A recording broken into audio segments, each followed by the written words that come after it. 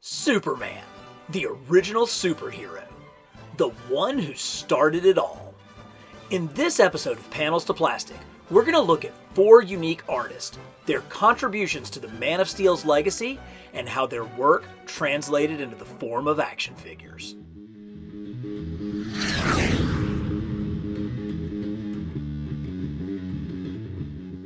Two teenagers born to Jewish immigrant parents became fast friends at Glenville High School in Cleveland, Ohio, and started creating comics. They actually had some early success, selling features such as Dr. Occult and Federal Men, and Slam Bradley to national publications for their comic magazines. But it was an idea they kept working on for years that would change the world. Superman made his debut on April 18, 1938, with a 13-page feature in Action Comics #1. The duo was paid $130, $10 per page, roughly $2,500 today, for the story and the rights to the character. While that was more money than the young men dreamt of, it was a pittance of the future value of Superman, and it wasn't until the late 1970s when artist extraordinaire Neal Adams, champion of creator rights, helped secure pensions and recognition for the Man of Steel's creators. Initially crafted as the ultimate adolescent power fantasy, the idea that behind our awkward exteriors lies unparalleled power and charisma, Superman quickly advanced past these simple tropes. Shuster's visual design for the character was inspired by antique circus strongmen and heavyweight champions of the time, adding in a flair of mythology with the cape. And never underestimate the power of the 3 primary colors: red, yellow, and blue. Siegel's stories hit close to home. His father died of a heart attack during a robbery at the family clothing store, and the earliest sketches of Superman show him saving a man at gunpoint that looked just like his father. He wrote of real issues that affected everyday people, such as a mine accident from 1930, or the persecution of the Jews in Hitler's Nazi Germany.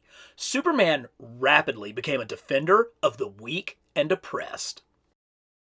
It was enough that Das Schwarze Korps, the weekly newspaper of the German SS, published a full-page tirade accusing Superman of being a conspiracy agent set out to brainwash American children with Jewish values, like compassion for the weak and defense of the innocent. Reportedly, the article was written by Nazi propaganda minister Joseph Goebbels himself. Clearly, Superman represented truth and justice from the very start. So here is the Joe Shuster version of Superman, and this came in DC Direct's Superman Through the Ages 4-pack. And I love this. I think it really represents that golden age look for Superman. First of all, he's really squat. Like, he's got this kind of really tight chest and legs. He looks like kind of a tiny little bodybuilder. Now, they absolutely captured that golden age head sculpt with nothing more than just the black lines for the eyes and Superman's incredibly broad chin. This was before they had really perfected the S-curl on his hair, but it's still there. You can see he still has his little bit of a spit curl coming down. When you look at the body mold, it's strong, it's muscular, kind of like those circus muscle builders and weightlifters, but it's not defined. I mean, these abs are just like a little V there, and these proportions still look more human than they do superhuman, when you think about how comics are drawn these days. Of course, the S symbol is probably the biggest difference from modern ages. I went back and I really studied Action Comics #1, and the shield in that issue kind of had little curves carved out of it. This is something that looks a little bit later, but I still think indicative of the general era of Superman that we're talking about. Now, one thing that I noticed about this figure that I couldn't find any comic reference for were these gladiator type of straps that he has down here on his feet. On most of the reproductions of Action Comics #1 that I saw, Superman was wearing red boots, but this kind of goes with the whole idea of Samson and some of the other mythological influences on Superman. Of course, the cape is short. It comes just to the knees, just kind of coming right at the knees, and is very, very flat. But again, It all comes back to that facial profile and just how strong of a golden age influence that is. No other artist has been as closely linked to a single character as Curt Swann, having drawn over 19,000 cover and interior pages over his decades-long career. His art wasn't flashy, but his characters had real-life expressions. He could draw rage as convincingly as he drew joy, sadness, and delight, and he was able to pack more emotion into a single panel than most artists could ever manage to get into an entire book. His children looked like children and not little adults. The animals looked like animals. Everything looked just right. Swann's version of the Man of Steel evolved over the years, from Silver Age silliness to Bronze Age perfection while teaming with inker Murphy Anderson. But all good things must end, and as DC revamped their entire universe with Crisis on Infinite Earths, Swann's time had come to an end. But not before perhaps the greatest swan song in comics history. Whatever Happened to the Man of Tomorrow was a two-part story set 10 years into the future, where Lois Lane recalls the end of Superman's career. Written by Alan Moore, who at the exact same time was in the midst of deconstructing the superhero genre with his groundbreaking Watchmen, this tale wraps up the Man of Steel Silver Age story with a tenderness and loyalty to the character rarely seen. It was fitting that the man that defined the Silver Age of Superman be allowed to say a proper goodbye. When you are the primary artist of Superman for over 30 years, your look is going to evolve over time. And I think that's what we see here with this Curt Swann figure. Now, this one came as part of their Showcase series with DC Direct, and it's got good articulation. It's got those classic kind of DC Direct ball-jointed shoulders that have limited articulation, but they really fit well with the sculpt. The first thing that I see when I'm looking at this figure is how long the torso is. When you look at him from a distance, you can really see that that torso kind of outpaces the legs. It's like longer than his legs are. And that's actually fairly accurate to some of the earliest Curt Swann drawings. His proportions got better as we got into the 70s when he was being inked by Murphy Anderson. But this certainly, features that Silver Age look of Curt Swann. Now, I do think that that's a relatively accurate Curt Swann looking head. Again, Superman became more handsome as time went on, at least by my estimation. I also think that the 1978 Superman movie starring Christopher Reeve greatly influenced the look of Superman over time. This figure has an incredibly classic Superman costume. That is about as classic of a Superman logo as you could imagine. I've definitely seen some comments saying that this cape is a little bit long. I would agree with that. I tend to think of Superman's cape as coming more towards the knees, whereas Batman's cape comes down closer to the ankles. But overall, I think this definitely represents that earliest phase of Curt Swann's career. But the Swann sculpt wasn't all.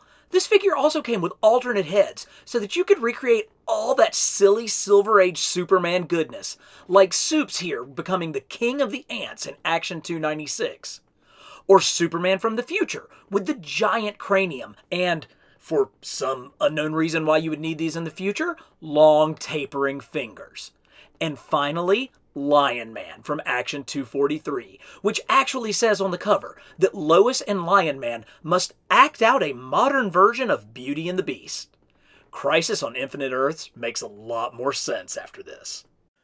When DC Direct first obtained the license to start making 6-inch action figures of the DC characters, they didn't have the rights to Superman and Batman. Those were tied up with some other company. And so we got a lot of things like Vertigo figures, we got some like Alfred E. Newman figures, but once those rights finally came available, they gave us this, which was characterized as a Golden Age Superman. But for me, I think that this really represents the look of Curt Swann across all of his time in drawing Superman.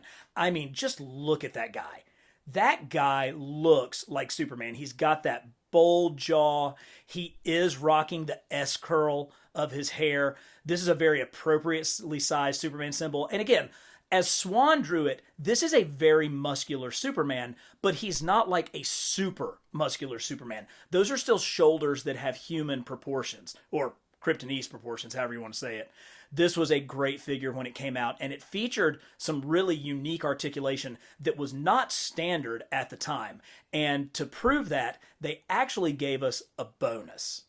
Yes, this Superman actually came with an alternate cape so that you could get him into these incredible flying poses. So this one comes off of the shoulders, and that's where these ankle rockers and this really, really extensive articulation of the neck, way more than we typically saw at that time, comes in really handy. You can get this Superman into some of those absolutely fantastic Curt Swann flying poses. You know, he's got this one arm where you can have the fist, and then he has the fingers extended, but so much of it is about how great that cape looks. And for the first time, we're seeing the yellow Superman logo on the back. So this Golden Age Superman that came with Lois Lane in a box set, I think actually is a much better representation of Curt Swann and Murphy Anderson's work on Superman from the late 70s through the 1980s, and it is an absolutely vital part of my collection. So far on Panels to Plastics, we've done Spidey, Batman, and now Superman. After hitting like and subscribe, let me know in the comments who you want to see next. As Curt Swann and the old guard left, a new wave of creators reignited the DC Universe. Crisis on Infinite Earths allowed for a fresh start, a singular universe with a reset continuity. Enter John Byrne, one of the biggest names in comics. Byrne rose to prominence as the artist on X-Men before taking over writing and drawing Marvel's flagship title, The Fantastic Four. It's hard to describe the magnitude of Byrne leaving Marvel. To some people, he was Marvel. Given the task of reinventing Superman for a new era, Byrne produced a 6-issue miniseries titled The Man of Steel, which retold Kal-El's origin story with some pretty significant changes. Clark was now truly the last son of Krypton. Gone were Supergirl, Kandor, and Krypto. His godlike power set was nerfed to more relatable levels that a contemporary audience could connect to. Ma and Pa Kent, however, were alive and well, grounding Clark and reinforcing his humanity. This is the area where Byrne really nailed it. His depiction of Clark Kent as a confident and assertive reporter, instead of the meek, mild-mannered wallflower, broke with tradition. But by reversing this characterization, Clark Kent became the lead character, with Superman the secret identity, and not the other way around as it had been for decades. Not all of Byrne's changes made it past editorial, such as his idea to have Lois Lane be Lex Luthor's live-in mistress, or the idea of Kal-El's biological mother riding with Clark on his journey to Earth only to die on arrival from kryptonite poisoning. While Byrne would only write and draw Superman's adventures for about 2 years in real time, he was working on 3 separate books and produced 78 Superman stories during that time. His legacy resonates to this day. I was 13 years old and really just getting into comic books in 1986 when John Byrne reinvented the Man of Steel. I had just found the local comic shop in my town, and I bought those 6 issues of Man of Steel right off of the racks at my local comic shop. So for me, this is the era that really defines my knowledge of Superman and the Superman that I grew up with. Now, this is not a perfect figure, but it does, I think, represent a pretty good version of John Byrne. Again, this one came in the Superman Through the Ages box set, and it has a completely new dedicated head sculpt that is meant to be representative of John Byrne's artwork. And I can see it. Now, I do think that the head is too long. I think it's too large for this body. Byrne had the head maybe just a little bit smaller. It's got the S-curl the way that I want to see it. And there is something very, very Byrne-like about the eyes and the cheekbones. Byrne, of course, was influenced by Christopher Reeve's version of Superman from the 1978 movie. And I think everyone was. I think everybody after that film came out really saw that as the definitive look for Superman, and he tried to emulate that, and I think this one actually comes pretty close. Now, unfortunately, they reused the Alex Ross Justice body for this. So this body did not get a new sculpt. It's actually just a repaint. It's only the head that's new. But I love the size of this chest shield that this figure has, because Byrne did draw a pretty large chest shield, but I remember reading in the letters page of the first issue of John Byrne's run on Superman about how when he was a kid and he looked at the Superman logo, he actually thought it was a fish swimming this way and a fish swimming that way. He didn't see the S, he saw the negative space of the yellow. And that's how he learned how to draw the Superman symbol. And so since I read that all the way back in 1986, I have drawn the Superman logo that way. I'll draw out the outline, and then I'll draw the fish going this way, the fish going that way, and then I'll fill in the rest of it. And that's how we get to see the classic Superman S logo. Now, I will say John Byrne himself did not think that this was a very good representation of his artwork, and you don't have to take my word for it. Let's listen to his. Back in 2005, a fan asked Byrne about demanding that his name not be associated with the John Byrne Superman figure. Byrne replied that the recycled Alex Ross body and head sculpt looked nothing like his work, and he was ticked that a Mike Mignola Batman was a perfect representation. Which it was, by the way. He then added that a few weeks later, he saw a Superman at his local comic shop that looked exactly as if he had drawn it. So in going back through the DC Direct archives and looking to see what figures would have been on the shelf back in 2005 when Byrne made those comments on his website, clearly this is the Superman figure that he was referring to. This one came out, I believe, in the Justice League line, and it's meant to represent a more modern Superman, but I certainly can understand where Byrne is coming from. That figure, that frame, looks much more like a comic John Byrne frame. He's muscular. He does have some definition to his muscularity. You can see the muscles and the striations in his legs and in his abdomen. It is an extremely classic and clean head sculpt. I don't know that this head sculpt necessarily screams John Byrne to me. Probably not even as much as the one that we just look like does, but it is a really, really classic head sculpt and, strongly influenced by the 1978 movie and Christopher Reeve's look, which really, I think, influenced everything from that point on. One thing I do love about this figure is that shield is absolutely perfect and perfectly proportioned for a Byrne Superman. The cape is about the right length. Maybe it's a little tiny bit long, but we've got one of the best shields on the back for this one, so that's really cool. Plus, these colors really pop. I mean, that figure has got some bright red, yellow, and blue, which I think is what really makes Superman such a spectacular character, is how awesome that costume is. So I guess I'm going to have to go with Mr. Byrne on this one. I'm going to have to defer to his opinion. This is a more typical and classic John Byrne Superman than the John Byrne Superman that DC Direct made.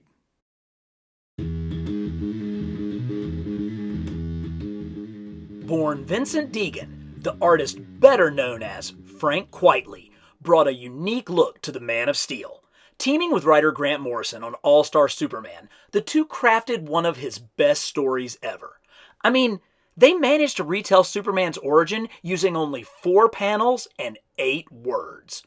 Much like Whatever Happened to the Man of Tomorrow, All-Star was a self-contained story about the end of Superman's career. But Morrison and Quitely turned everything on its head. Can't tell a good story because Supes is too powerful? They begin the tale by making him even more powerful than ever. But look at the cover of the first issue. This isn't a chest puffed out, chain breaking image. No, here you see Superman from the back, vulnerable, resting on a cloud overlooking Metropolis, but with a quiet, calm confidence that belies the power he wields. Quitely's Superman didn't need to boast. His power comes from within. This is the magic of Quitely's art. Sure, he can draw action as well as anyone, but he also has a true knack for humor, as seen here in this panel where Clark is artfully clumsy. Perhaps the most famous moment in All-Star Superman is the suicide prevention scene. A depressed teen named Reagan stands on the precipice, drops her phone, and prepares to leap. She takes a breath, tears streaking her mascara, when the giant symbol appears behind her, gently touching her shoulder. Superman dwarfs the teen, but by simply telling her, "You are much stronger than you think." He pulls her close as the camera fades out, and you know that a life has been saved. It's a beautiful moment of kindness and decency, not strength and bravado, that defines this hero. I can't think of a better story than that. So I think one of the things that really jumps out immediately when you look at this figure is it's extremely difficult to capture Frank Quitely's art in three-dimensional form. Quitely has an incredibly thin line. His inks, the outline of his inks are really, really thin. And the features on the faces of his characters are also extremely thin. And I think it's hard to capture that. Whereas, a Ditko or a Ramita or a Kirby with their bold lines and big, thick blacks, I think it's probably easier to bring into three-dimensional form. Now, there's some things about this figure that really stand out. One, the elongation of this chest. Quitely drew a very, very chesty Clark. And what that allowed was when he drew a chesty Superman, which then allowed him to hump and hunch the figure of Clark over, which helped protect and preserve that secret identity. You can see that the underwear on the outside is a little bit longer here. Instead of coming just kind of right at the crotch, it comes down the leg just a little bit. Really classic symbol. But that face, although not perfect, not 100%, but that jawline and that profile is Frank Quitely. Just really, really strong. This figure's hard to stand up. I hate the fact that his legs are so close together, and because of this T crotch, it's difficult to get him into very many positions. You'll notice I'm not moving this shoulder. That's because this one broke. This figure is, 10 or 15 years old, and the joint in there broke, so I have it kind of stuck in place. But thankfully for this All-Star Superman line, we were not only going to get Superman, we also got Super Lois. And this one, I think, really does do Frank Quitely's art justice. So as part of Superman's storyline, when he began the series, he was bathed in solar radiation in a trick by Lex Luthor. And he basically was being slowly killed by sun poisoning. So the thing that brought him his powers is what is eventually going to end his life. Now, with that, he realized he only had so much time left, and so he set about to finish some business and to do as much good as he could. And at the end of the very first issue, he attempts to tell Lois that he is Superman. He is Clark trying to convince Lois that he's Superman. Now, if you know the Silver Age stories of Lois and Clark, she spent the entire 60s and 70s trying to prove that Clark Kent was Superman. Well, Grant Morrison, of course, turns that upside down, and when Clark reveals himself, Lois doesn't believe him. And it takes him a while to actually convince her that he, Clark Kent, is Superman. It's a nice twist, and it's one of the things that really kept that story going and kept it really grounded in humanity. But then he grants Lois superpowers for a day. And this is her costume, and they just have an absolute day of adventure that ends up with them kissing on the moon with the earth setting in the background. It is just a phenomenal issue. But what you see here is really, that is how Quitely drew Lois Lane. Quitely's female figures have a very distinct look, and I think that this figure actually captures that pretty well. Some people don't like his art. They think that his characters are ugly, that the faces that he draws aren't very attractive. Well, I mean, you're talking to a huge Steve Ditko fan here, so I guess I kind of go for the more unusual looking characters. But this two-pack, or these two figures that go together, really do bring out the very best in All-Star Superman. Want more of the best in comics history and action figures? Check out this playlist for our other Panels to Plastic videos. And don't forget to like and subscribe to Carbon Scoring.